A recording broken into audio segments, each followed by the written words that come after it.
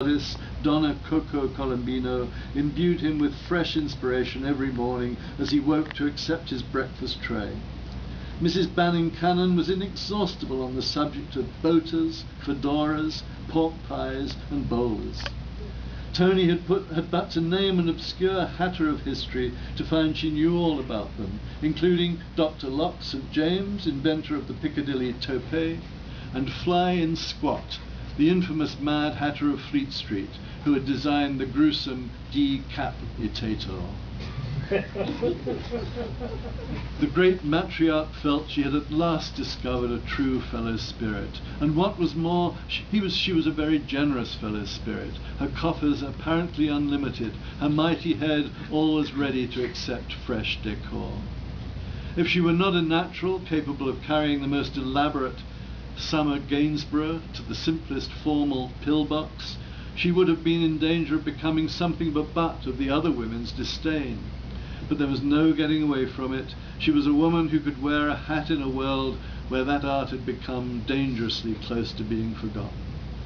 When she appeared at a friendly between the gentlemen and the tourists, her inventive Colonel Jack Tricorn became the centre of attention, at least until the match started, and there was scarcely a dowager or a debutante who did not yearn to learn the great lady's way with a mop or a tiara. Well aware of this, Enola Banning Cannon was content. All previous upsets and disappointments were forgotten. She was setting the tone. She was leading the pack. She was establishing her milliner not merely as Diana's equal, but as her superior. There was scarcely a woman aboard who was not a trendsetter in her own circle, and acknowledged Mrs. B.C. as mistress of mistresses.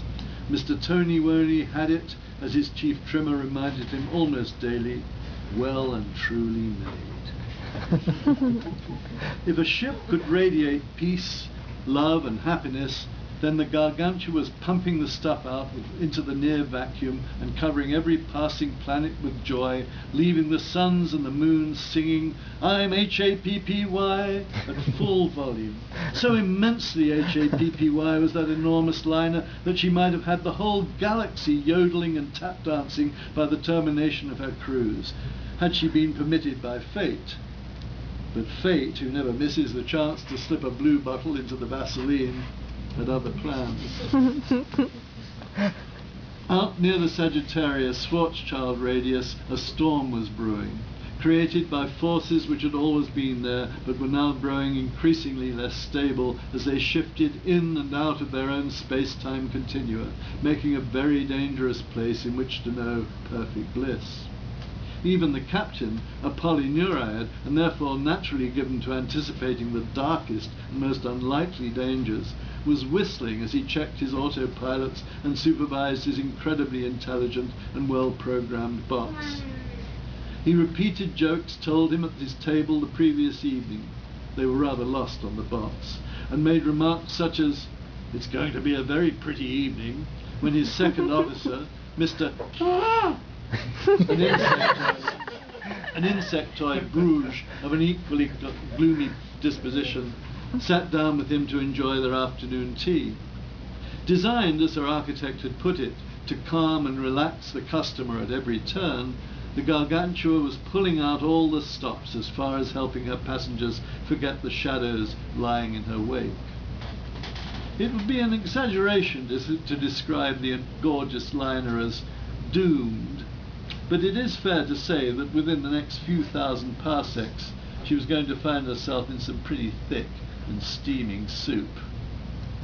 It began to dawn on the doctor that he was under the influence of the Gargantua's reassuring spell when, settling back into the comfort of his specially programmed armchair and sipping a cooling drink, he sighed contentedly and said, "Well, I have to say it looks as if the worst could be behind us."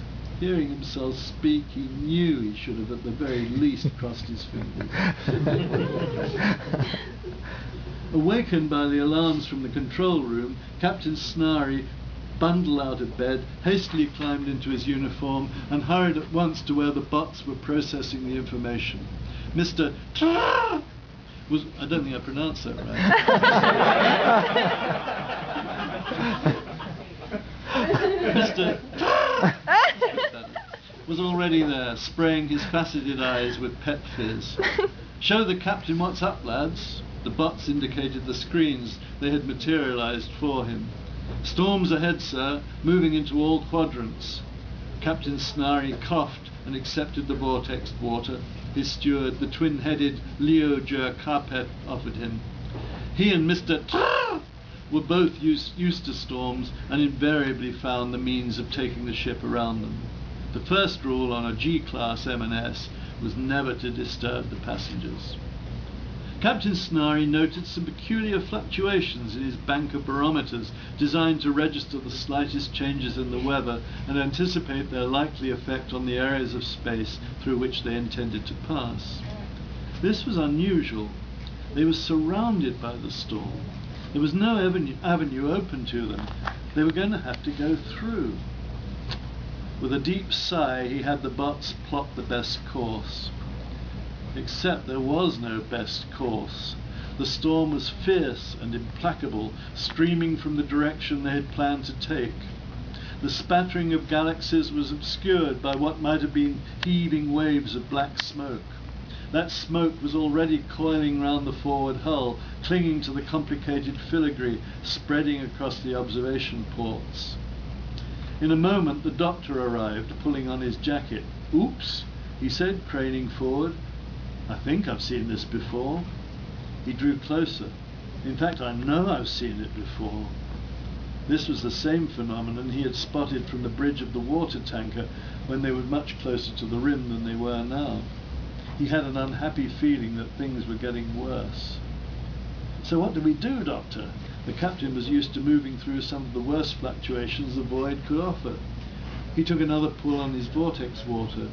Although he commanded a luxury liner, he had a great deal of experience and knew how to remain cool through any circumstances in which he found himself. The rest of his staff were arriving now. He indicated the information which was now coming in rapidly. "Any point in warning the passengers?" "I think there is." The doctor fingered his chin. "They need to know. It could get a bit rough." The ship was falling into a well of darkness, flying entirely by her instruments. All that could be seen of the outside was the occasional flash of light as the blackness sagged open to reveal clusters of stars, miniature galaxies pouring ahead of them, so that the doctor realized for the first time that they were not being drawn into the gravitational systems, but were being forced through them. Something was pushing them back away from their destination, not pulling them down towards the black hole at the center of their galaxy, as he had thought, but drawing them out to the rim, to the unknown regions of intergalactic space. How could that be? Pulling on her big red sweater, Amy entered the now dark control room. "I thought everything was all right." There came a shuddering blow to the hull, another and another. It felt as if a giant dampened hammer were repeatedly striking the ship. The captain cleared his throat and spoke calmly to the passengers via the internal V. "Sorry you're being disturbed, folks. Just a spot of turbulence. We expect to be through it very soon now."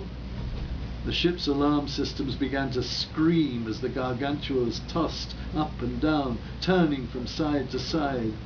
Amy grasped the doctor as the nearest thing she could cling to.